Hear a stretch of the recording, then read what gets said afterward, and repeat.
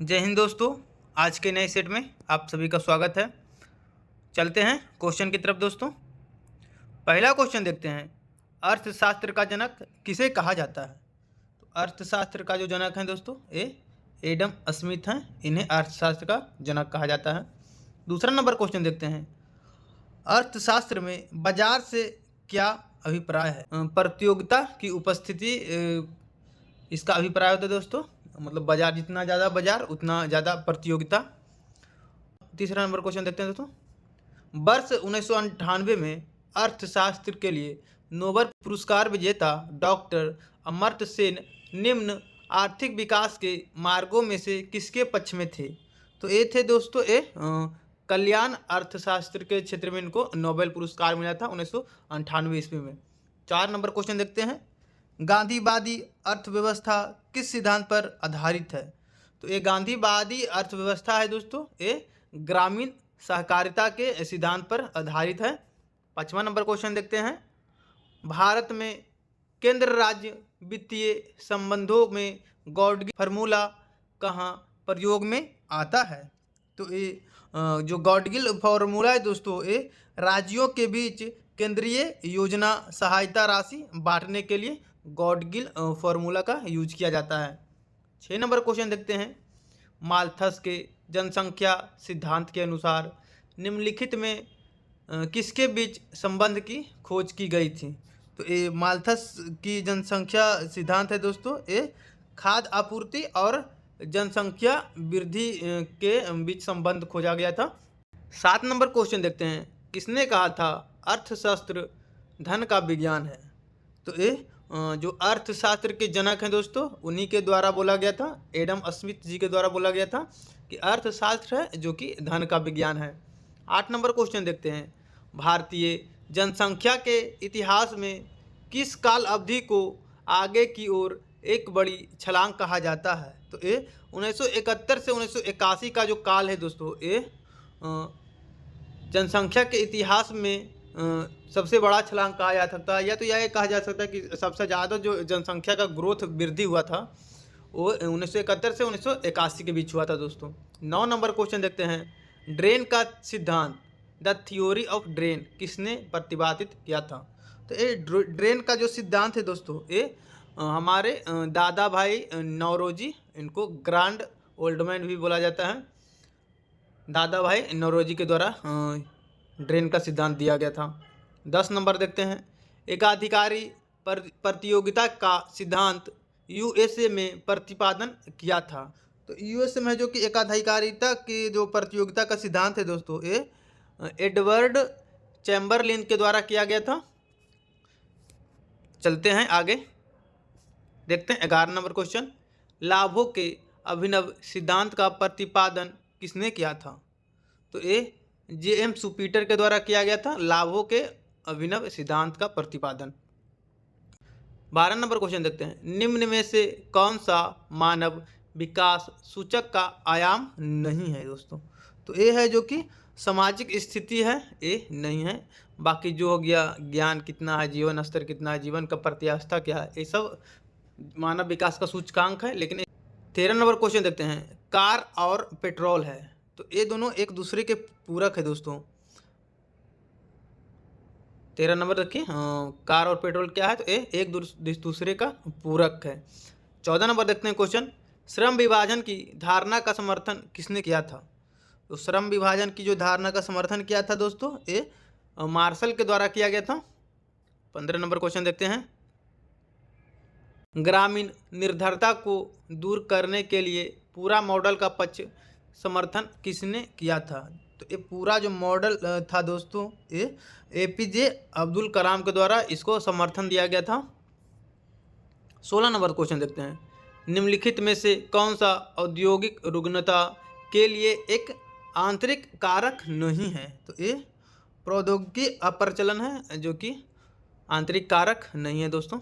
17 number question देखते हैं, संसाधनों के अधिक उपयोग के लोक त्रासदी कहा जाता है, इसका प्रतिपादन किसने किया था। तो ये लोक त्रासदी का जो कहा जाता है, इसका प्रतिपादन है जो तो गेरे हार्डिन के द्वारा इसका प्रतिपादन किया गया था।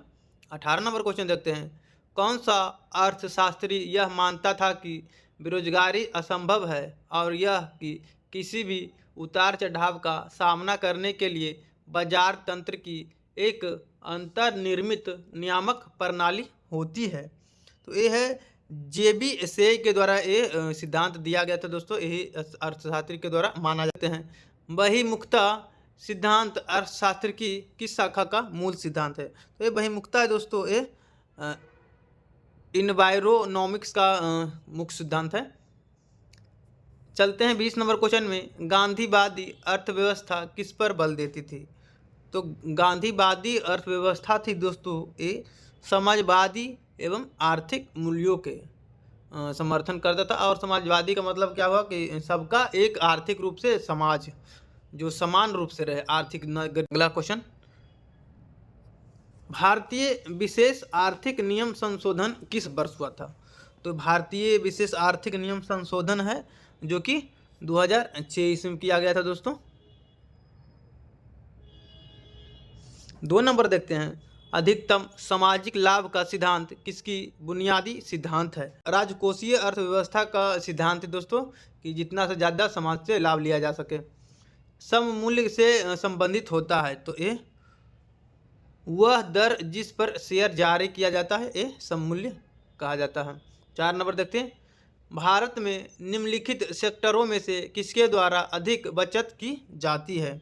तो ये पारिवारिक क्षेत्र के द्वारा सबसे ज़्यादा बचत की जाती है दोस्तों। 5 नंबर क्वेश्चन देखते हैं, भारतीय रिजर्व बैंक के ओपन मार्केट ऑप्शन से क्या आशय है या फिर इसे क्या समझते हैं? तो ये है दोस्तों सिक्योरिटीज में व्यापार करना। 6 नंबर क्वेश्चन देखते हैं, लेखा के शब्दों में अंतिम माल का तात्पर्य क्या है? तो ये इसका जो तात्पर्य दोस्तों आरंभिक माल प्लस निवेश माइनस पूंजीगत हानि को ही अंतिम माल के बराबर माना जाता है। 7 नंबर देखते हैं, यदि पेप्सी की कीमत कोक तथा 7 अप की कीमत की तुलना में घट जाए तो क्या होगा? तो ये है कोक तथा 7 अप की मांग घट जाएगी दोस्तों। 8 नंबर देखते हैं, निम्नोक्त में से कौन सा तृतीय क्षेत्र का भाग है? तो ये परिवहन है जो कि तृतीय क्षेत्र का भाग है दोस्तों। 9 नंबर क्वेश्चन देखते हैं, नियत लागत इस नाम से जाना जाता है? तो जो नियत लागत है दोस्तों ये ऊपरी लागत के नाम से जाना जाता है। 10 नंबर क्वेश्चन देखते हैं, मिश्रित अर्थव्यवस्था उस आर्थिक प्रणाली के संदर्भ सूचक है जिसमें मिश्रित अर्थव्यवस्था मतलब दोस्तों जिसमें सरकारी क्षेत्र तथा निजी क्षेत्र दोनों साथ साथ काम करते हों उसे मिश्रित अर्थव्यवस्था कहा जाता है। जैसे भारत में है जो कि भारत एक मिश्रित अर्थव्यवस्था वाला देश है। 11 नंबर क्वेश्चन देखते हैं, भारतीय अर्थव्यवस्था के किस क्षेत्र में सर्वोच्च उत्पादकता है? तो ये परिवहन संचार एवं वाणिज्य है जो कि तृतीय क्षेत्र है दोस्तों। 12 नंबर देखते हैं, किसी अति विकसित देश के सकल घरेलू उत्पाद में कृषि के सापेक्ष योगदान होता है? तो ये अपेक्षाकृत इसमें निम्न होता है, जो ज़्यादा विकसित होता है वहाँ का जो मेन होता है वो टेक्नोलॉजी होता है, निर्माण होता है, पर्यटन होता है, सबसे ज़्यादा होता है। तो 13 नंबर देखते हैं दोस्तों, उत्पादन के 4 कारक हैं। तो उत्पादन के जो कारक है दोस्तों भूमि, श्रम, पूंजी और संगठन। 14 नंबर क्वेश्चन देखते हैं, किन्स के द्वारा या किन्स के अनुसार मुद्रा की मांग क्यों होती है? तो ये मुद्रा की जो मांग होती है दोस्तों ये सभी परियोजनाओं के लिए होती है, लेन देन के लिए होती है, पूर्वोपाय प्रयोजन या फिर परिकल्पित प्रयोजन, ये तीनों हो जाएगा दोस्तों। 15 नंबर क्वेश्चन देखते हैं, मिश्रित अर्थव्यवस्था का धारणा से क्या अभिप्राय है? तो मिश्रित अर्थव्यवस्था है जो कि निजी तथा सार्वजनिक क्षेत्रों का एक साथ अस्तित्व या दोनों मिलकर जो काम करे, सरकारी सेक्टर और प्राइवेट सेक्टर दोनों मिलकर काम करता है दोस्तों। देखते हैं 16 नंबर देखते हैं, किसी आर्थिक प्रणाली में उत्कृष्ट अवस्था से क्या अभिप्राय है? तो यह है दोस्तों सभी नियंत्रण हटा लेना, यानी कि सब जो भी बैन है आप हटा लीजिएगा तो वो सब टैक्स माफ़ कर दिया जाता है जैसे होता है। तो उससे क्या होता है कि व्यापार में सबसे उत्कृष्ट अवस्था माना जाता है जब कोई पाबंदी नहीं सरकार कर रहा है, आप जैसे चाहे वैसे अपना व्यापार बढ़ाइए। तो ये सभी नियंत्रण हटा लेते हैं, किसी आर्थिक प्रणाली में उच्च अवस्था से अभिप्राय है। 17 नंबर देखते हैं, बिक्री लागत से क्या अभिप्राय है। तो जो बिक्री लागत है दोस्तों, ये विज्ञापन की लागत है, जो कि बिक्री का लागत के अभिप्राय है। 18 नंबर देखते हैं, एकाधिकारी प्रतियोगिता में किसका उत्पादन होता है। तो ये निकटवर्ती स्थानापन्न का ये उत्पादन होता है दोस्तों। 19 नंबर देखते हैं, निम्नलिखित में से कौन एक सार्वजनिक आगम का स्रोत नहीं है। तो ये आर्थिक सहायकी या परिधान है, जो कि सार्वजनिक आगम का स्रोत नहीं है। 20 नंबर देखते हैं, एक समाजवादी अर्थव्यवस्था कैसी होती है। तो एक समाजवादी अर्थव्यवस्था होती है दोस्तों, ये एक योजनाबद्ध अर्थव्यवस्था होती है जिसमें कि आर्थिक समानता पर जोर दिया जाता है दोस्तों। तो आज के लिए इतना ही दोस्तों, और आज का जो 100 नंबर का आपका स्टेनो पीटी का जो सेट है दोस्तों, वो आपका टेलीग्राम चैनल पर भेज दिए हैं हम, वहाँ पे से आप जाके डाउनलोड करके आप फुल सेट मारिए और आपका आंसर कल मिल जाएगा। और देखिए कितना नंबर आता है। अगर जो आप 80+ हैं तो आप सेफ जोन में हैं, और नहीं भी है तो मेहनत करिए, अभी 20 दिन समय बच रहा है अभी। बस आपको मेरिट के लिए नंबर क्वालिफाई करिए, फिर उसके बाद तो स्किल टेस्ट में कुछ समय मिलेगा, 2-3 महीना, तो आप उधर मेहनत करिएगा। अभी फ़िलहाल इधर कर लीजिए, और कोई भी डाउट होता है तो आप हमको मैसेज करिए टेलीग्राम पे डायरेक्ट, कोई दिक्कत नहीं, हम रिप्लाई करेंगे दोस्तों। और वीडियो को लाइक करिए, शेयर करिए, सब्सक्राइब करिए। तो ठीक है, आज के लिए बस इतना ही। जय हिंद, जय भारत।